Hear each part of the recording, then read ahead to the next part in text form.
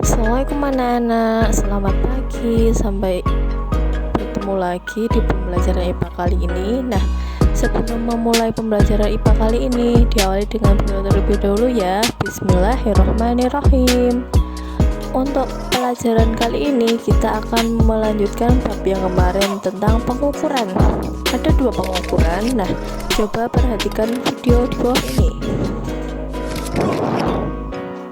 Pernahkah kamu mendengar istilah satu jengkal dan satu hasta?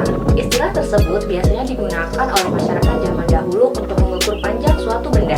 Jika diperhatikan, pengukuran dengan alat tersebut kurang efektif ya, mengingat jengkal setiap manusia itu berbeda-beda. Oleh karena itu, ilmuwan fisika membuat suatu alat ukur yang baku. Nah, berbicara tentang alat ukur, pada video ini kita akan belajar tentang pengukuran. Assalamualaikum warahmatullahi wabarakatuh. Halo teman-teman semua.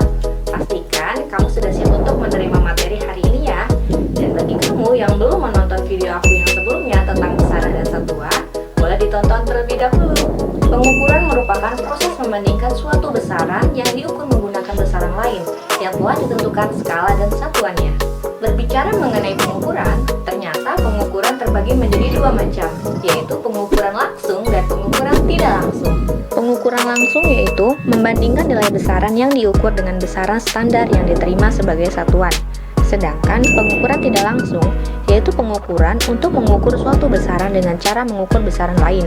Contohnya ketika kita membeli beras dan penjual mengukur massa dengan besaran kilogram dan. Nah, tadi pengukuran adalah kegiatan membandingkan antara besaran yang diukur dengan besaran lain yang berperan sebagai satuan. Selanjutnya, contoh pengukuran dan alat ukurnya ada yang akan kita bahas ada 3 panjang, itu alatnya mistar, jangka sorong, dan mikrometer. Ini adalah contoh beberapa pengukuran yang ada di dalam ilmu IPA. Yang pertama yaitu pengukuran panjang.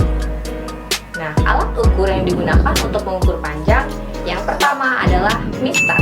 Mistar atau penggaris ini memiliki skala terkecil yaitu 1 mm. Yang kedua yaitu jangka sorong. Jangka sorong memiliki ketelitian 0,1 mm. Jangka sorong ini biasa digunakan untuk mengukur diameter luar ataupun diameter dalam suatu benda. Dan jangka sorong ini memiliki ketelitian lebih baik daripada penggaris atau mistar. Dan yang ketiga yaitu mikrometer skrup. Mikrometer skrup memiliki ketelitian 0,01 mm. Biasanya mikrometer skrup ini digunakan untuk mengukur ketebalan suatu kertas. Selanjutnya, pengukuran massa yang kedua ada neraca, yaitu ada neraca yaitu 2 lengan, dan massa. neraca 3 lengan. Untuk mengukur massa benda, biasanya digunakan alat yang disebut dengan neraca atau timbangan. Neraca memiliki beberapa jenis, diantaranya yaitu neraca pasar, neraca 2 lengan, dan neraca 3 lengan. Lalu yang ketiga ada pengukuran waktu dengan menggunakan stopwatch. Alat yang digunakan untuk mengukur waktu adalah stopwatch. Dan yang terakhir, alat yang digunakan untuk mengukur suhu yaitu termometer. Berikut adalah contoh cara pengukuran dengan mistar. Baik teman-teman, selanjutnya aku mau kasih tahu kamu cara menghitung pengukuran dengan menggunakan alat ukur mistar, jangka sorong, dan nanti selanjutnya adalah mikrometer skrup. Namun yang pertama kita akan belajar untuk menghitung dengan menggunakan mistar atau penggaris. Aku yakin kamu pasti pernah dan sering mengukur dengan menggunakan penggaris. Nah, di sini aku kasih contoh ada sebuah pensil yang diukur dengan menggunakan penggaris. Maka berapakah panjang pensil tersebut? Kita lihat, karena di sini dimulai dari angka 0, lalu otomatis kita akan melihat panjang si pensil ini dari ujung pensilnya. Ujung pensil ini berada di titik yang garis yang ini. Kalau kita lihat sini 2, sini 1, berarti sini berapa? Otomatis 9, karena ini 1 dan ini 9, ini 2, berarti hasilnya adalah 1,9 cm atau 19 mm. Kalau menggunakan senti 1,9 ya, karena ini kita itu setiap skalanya ketelitiannya adalah 1 mm.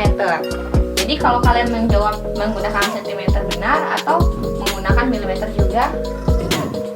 Selanjutnya yang kedua contoh pengukuran dengan menggunakan jangka sorong. Untuk jangka sorong, di bagian atas ini adalah dikatakan sebagai skala utama. dikatakan sebagai skala nonius. Nah, bagaimana cara menghitung jangka sorong? Kenapa ada dua, atas dan bawah? Beda dengan penggaris ya, atau mistar. Nah, caranya, kunci pertama adalah lihat dulu yang skala utama. Angka pertama di skala utama ini adalah nilai dari skala utama. Berarti kita tulis dulu di awal. Skala utama. Skala utamanya adalah 3. Kita tulis 3 cm. Lalu skala noniusnya, di manakah? Apakah 0? Bukan. Tetapi lihat garis yang sejajar antara atas dengan yang bawah. Kalau kita lihat yang sejajar adalah nilai ini nih. Yang sejajar nih. Nah, jika ini yang sejajar berarti nilainya berapakah ini? Kalau ini 0, ini 5, ini 10, ini 15, berarti setiap poinnya ini 1, 2, 3, 4, 5, 6, 7, 8, 9. Berarti di sini skala noniusnya adalah 9. Jadi skala noniusnya adalah, karena tadi kita tahu jangka sorong memiliki keterlihatan 0,1, otomatis skala noniusnya adalah 0,9. Jika sudah mengetahui skala utama dan skala noniusnya, hal ini bisa langsung teman-teman tambahkan loh. Jadi langsung ditambahkan. Ini sorry. Nah, selanjutnya yang ketiga dengan menggunakan mikrometer skrup. Iya kan?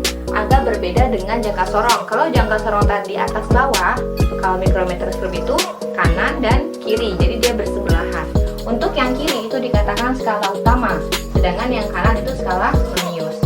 Lalu bagaimana cara menghitungnya? Sama dengan jangka sorong, kita harus mencari dulu skala utamanya. Untuk mikrometer skrup, skala utama itu di sebelah kiri. Nah, di manakah? Kalau tadi sebelah kiri yang paling depan, kalau untuk mikrometer skrup itu di sebelah paling kanan. Berarti nilai yang paling kanan siapa? Yaitu 3 ini. Berarti skala utamanya adalah 3 mm. Lalu untuk skala nonius, yaitu yang berada di tengah-tengah dari skala utama. Nah, pada yang di tengah-tengah ini, yaitu nilainya adalah 10. Berarti skala noniusnya adalah 10 dikali, ingat bahwa mikrometer skrup memiliki ketelitian 0,01 mm. Berarti dikali 0,01 sama dengan 0,1 mm. Langsung kita jumlahkan saja. 3 ditambah 0,1 sama dengan 3,1 mm. Begitu. Jadi perbedaannya antara mistar, mikrometer, dan jangka sorong itu untuk mikrometer sendiri dari awal skala utamanya adalah sudah milimeter. Jangan sampai tertukar dan salah dalam satuan yang digunakan. Dah, cukup sekian. Selamat pagi. Assalamualaikum warahmatullahi wabarakatuh.